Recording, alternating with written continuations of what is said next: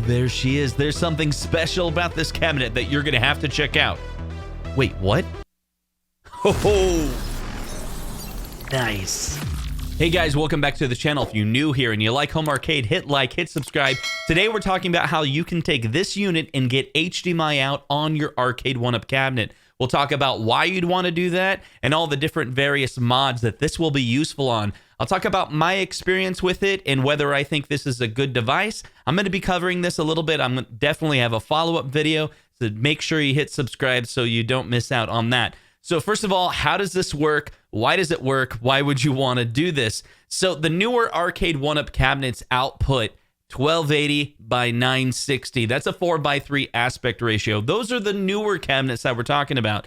To know whether or not you have that, open up the back of your Arcade1up and see if it has a BOE monitor. Now, a lot of the newer cabinets have that BOE monitor. So we're talking about Teenage Mutant Ninja Turtles, NBA Jam, Star Wars. Those cabinets are likely going to have BOE, but also the Partycades, some of the Partycades have that same BOE monitor. Now, the BOE monitor is 4:3, and this manages 4:3 as well. And so it keeps it at that aspect ratio. That's why I really like this device. So it receives 4:3 on this LVDS connection and outputs 4:3 via HDMI.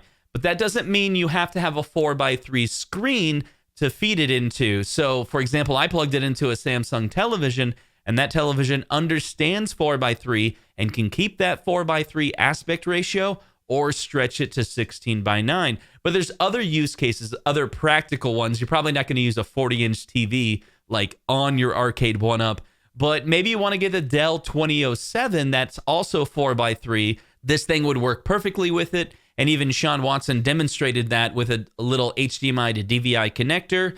That monitor is totally possible. I'm really excited about the possibilities for this. Like the Big Buck Hunter cabinet came out. I'm pretty sure that has a BOE monitor in it. And a lot of people would probably want to upgrade that from the 17-inch monitor to the 20-inch monitor. So this is something that would definitely be able to do that. But you want to check out Tulsa Arcades. I think he's going to be covering that. He's got a fantastic monitor mount that allows you to mount larger screens in your Arcade1up cabinets. And then I don't know if he's going to be supplying these or not, but these are something that you could find on Amazon. And also, I've been looking, these things are already sold out. So I don't know how many they were kept in stock, but they're gone already. So if you can find one, you want to grab one. And I was able to pick this one up. I think it was like $30 when I got it, but that was like a year ago, and I just never got around to testing it out. But when Sean put out his video, I was like, come on, I got to go check this out and see what all it can do. And so what I found, it's kind of difficult because a lot of the instructions in this are in Japanese, and I was trying to read exactly how the different LVDS connections work. And there was debate of whether you need to put it in the top one or the bottom one. One thing's for sure, it's really, really important that you make sure you plug in pin 1 onto the right of this unit. So you'll see that on the right of this unit is pin 1, and that's where the red part of the cable goes.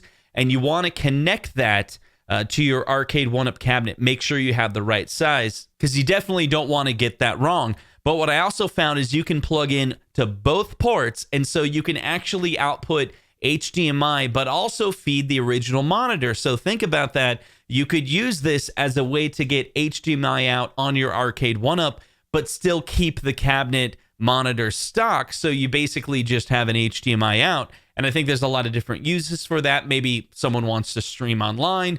You want to keep your cabinet stock, but you want to give it an HDMI out so you can feed that to like YouTube or Facebook.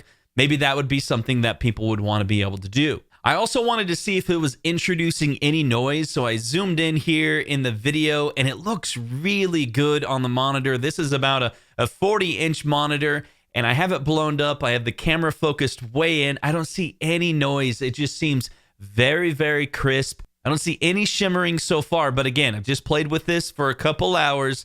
We got to dig deeper and see if there's any issues, but so far, this is a really cool option. So I definitely want to do a follow-up video because I'm wondering if this introduces any lag. For example, if you're playing with the Big Buck Hunter and this introduces more than, 5 frames of lag, that could be a problem being playing Big Buck Hunter on a larger screen. Maybe I'm wrong. Maybe it's just fine. But in my initial test, I simply used my iPhone in 240 frames per second slow motion mode, and I captured both a Samsung television and the BOE monitor at the same time. And there was a little bit of lag, but I don't know if the lag was actually just from my Samsung television. So I need to spend more time. I do have a lag tester. I need to first lag test the Samsung monitor to see how much lag it has inherently without any devices. Lag test the BOE monitor again, and then lag test it through this to see if it introduces any more additional lag, and just report that information. Maybe that's useful to you, especially if you're playing certain games that it would be really annoying if there's any lag. You would hate it if there was any lag introduced by devices like this. But so far, I think it probably introduces at least some, but how much, we'll find out. So tell me what you think. Comment down below. What use would you want to do with one of these? Do you want HDMI out on your Arcade1up?